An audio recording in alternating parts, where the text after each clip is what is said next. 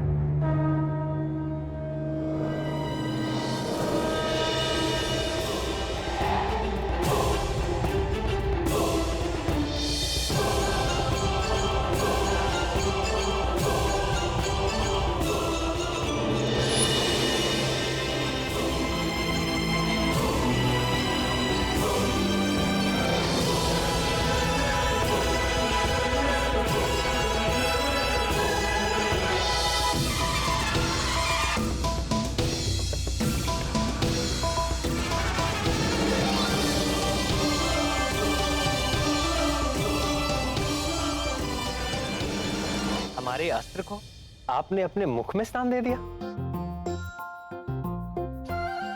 ये मित्रता कब हुई प्रिय हनुमान? इनसे वाद विवाद करने में आपको प्रतीक्षा करनी पड़ती प्रभु, इसलिए मैंने सोचा अपने मुख में ही स्थान दे दूं।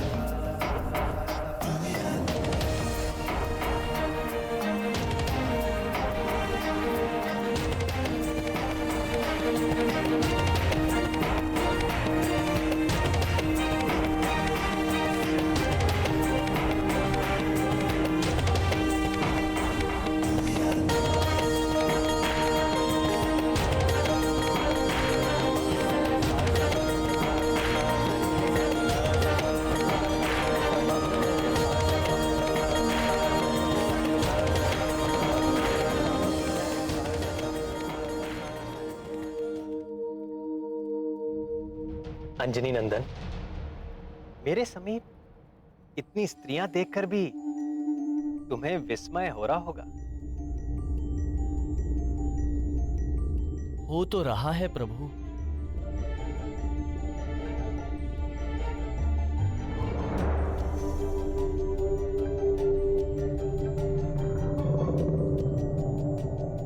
कौन हैं ये माताएं?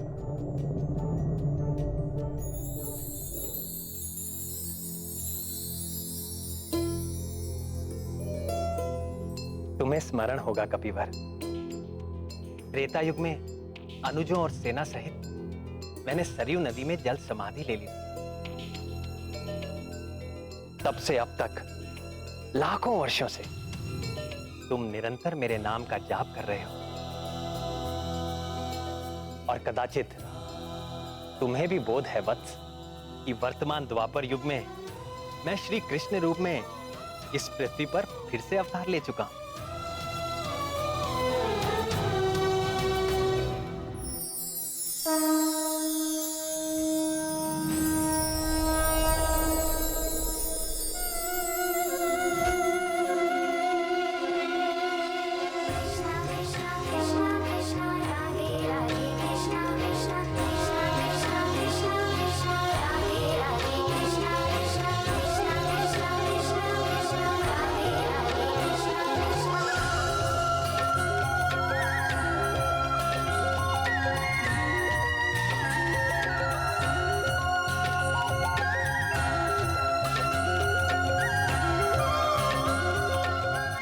और कदाचित तुम्हें यह भी ज्ञात होगा कि इस अवतार में मैं 16 सहस्र 108 रानियों का स्वामी हूं। यहां उपस्थित ये सारी स्त्रियां मेरी विवाहिता हैं। तुम तो सदैव मेरे हृदय में वास करते हो प्रियवर। तुम तो मेरा स्वभाव जानते हो, मैं समदर्शी हूं, सबके साथ समान भाव रखता हूं। केवल तुम जैसे भक्तों पर मेरी विशेष कृपा रहती है। मैं तुमसे बहुत प्रसन्न हूं हनुमान। मांगो, वर मांगो। नाथ, यदि आप मुझसे सचमुच प्रसन्न हैं, तो मेरे हृदय में सदैव बसने वाले सीतापति, धनुष बाणी प्रभु श्री राम के रूप में मुझे पूर्ण दर्शन दीजिए।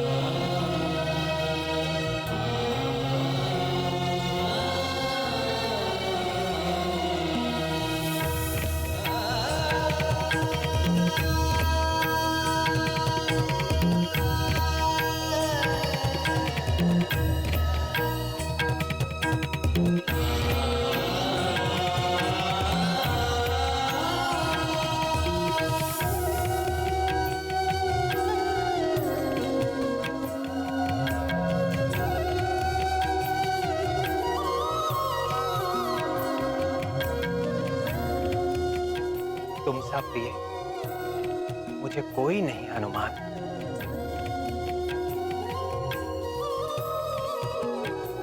मैं सदैव तुम्हारा ऋणी रहूंगा।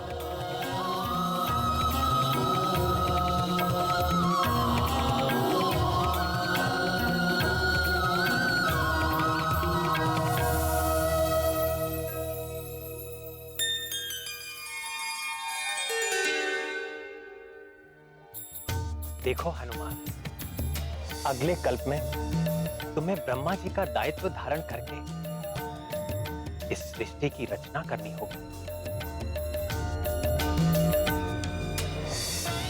करोगे ना?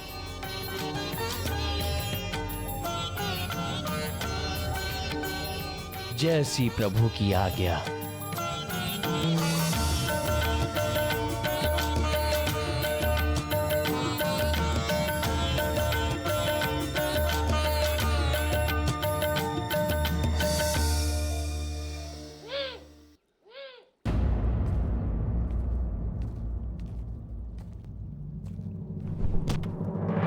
सुनो मित्र सुदर्शन, अभी यहाँ पर परमवीर हनुमान आने वाले हैं। सावधान रहना, भूलकर भी उनसे उलझना मत, नहीं तो। ऋषिराज, वो तो आकर चले भी गए।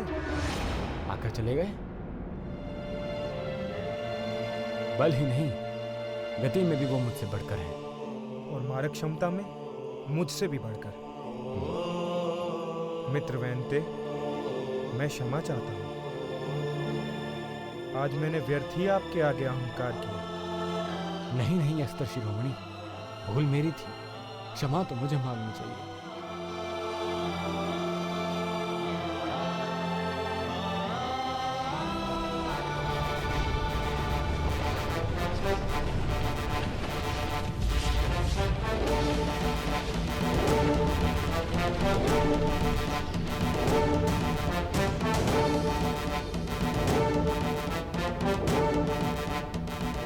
मैं सब समझ गई ना।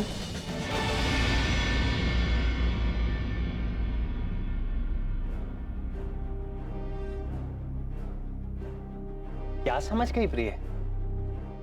यही कि आपने ये सारी लीला मेरा गर्व भंग करने के लिए खेली। रानी सत्यभामा, आपके साथ अस्त्र शिरोमणि सुदर्शन का भी गर्व भंग हो गया है। और पक्षीराज गरुड़ का भी।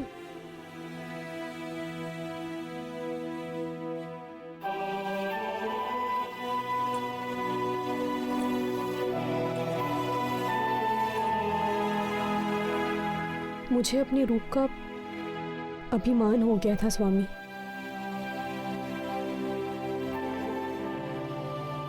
मैं ये भी भूल बैठी कि आप कभी किसी पर आसक्त नहीं होते, मात्र लीला करते हैं।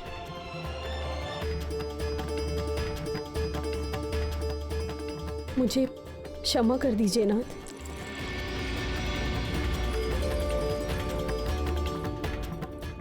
जहां अहंकार होता है वहां प्रेम नहीं रहता।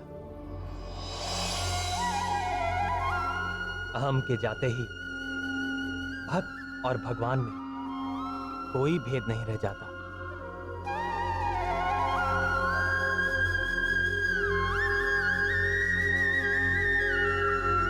भक्त स्वयं भगवत रूप हो जाता है।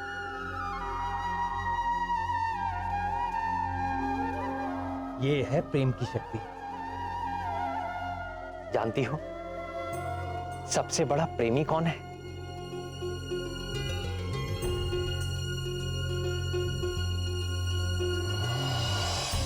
कौन नाथ?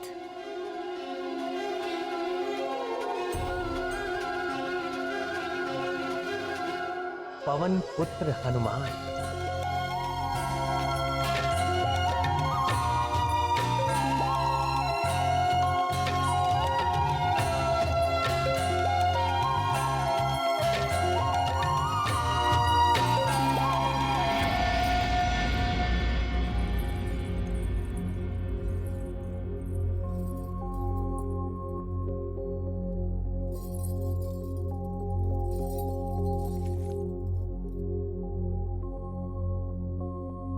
स्वामी, आपने महाबली हनुमान से यह क्यों कहा कि मैं तुम्हारा सदैव ऋणी रहूंगा? भक्त तो भगवान के जन्म जन्मांतर से ऋणी थे और सदैव रहेंगे, परंतु भगवान भक्त का ऋणी हो, यह तो महान आश्चर्य का विषय है। कारण ही कुछ ऐसा है कि मैं ऋणी हूं और सदैव रहूंगा। तो बताइए ना प्रभु।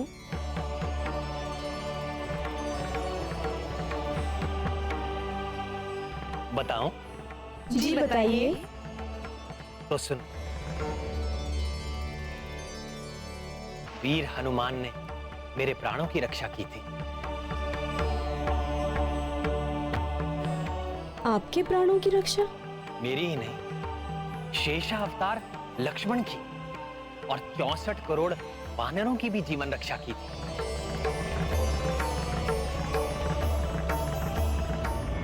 ये लंका युद्ध की बात है। हमारी सेना के अद्भुत पराक्रम से राक्षस सेना त्राही त्राही करने लगी, तो रावण ने अपने मायावी पुत्र मेघनाथ को युद्ध भूमि में भेजा। ये मेघनाथ बड़ा ही कुशल योद्धा था। उसने ब्रह्मास्त्र का प्रयोग करके हमारी संपूर्ण सेना को मरणासन कर दिया। मैं अर्थात दशरथ नंदन राम, शेषावतार लक्ष्मण और वानर राज सुग्रीव सहित सारे योद्धा सब के सब मूर्छित होकर मृत्यु के मुख में जाने लगे। तब बुद्धिमान जामवान ने संकट मोचन हनुमान को बुलाया।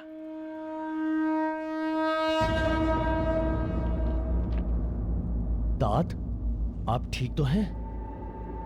मान, संपूर्ण सेना की दशा देखो पुत्र, सबके प्राण मंद हो रहे हैं।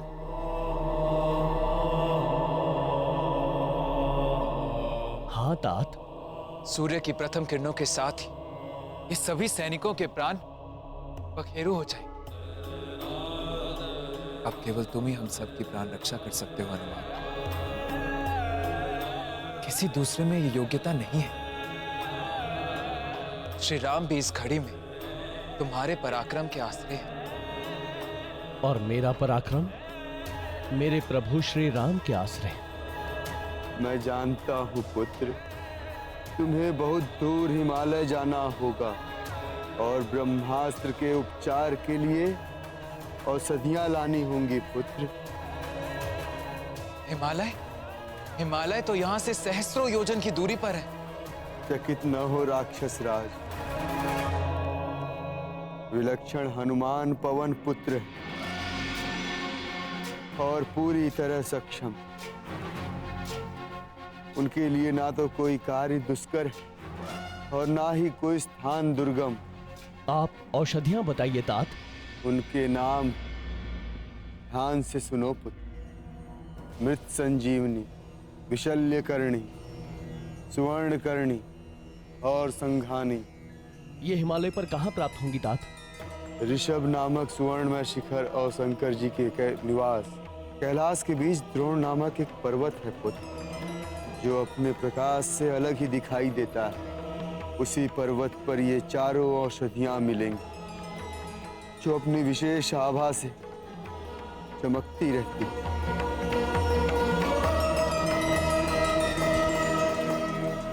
मुझे आज्ञा दीजिए तात।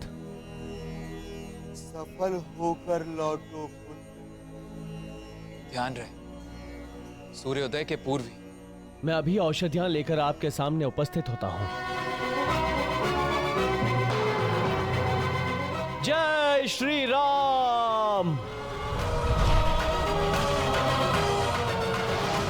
जय श्री राम।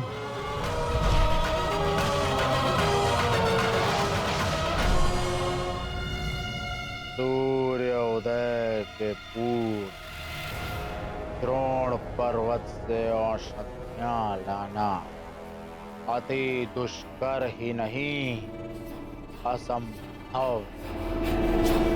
वानर सेना के सारे योद्धा मेघनाद के ब्रह्मास्त्र से आहत होकर मरणासन पड़े हुए हैं। ये अति दुष्कर कार्य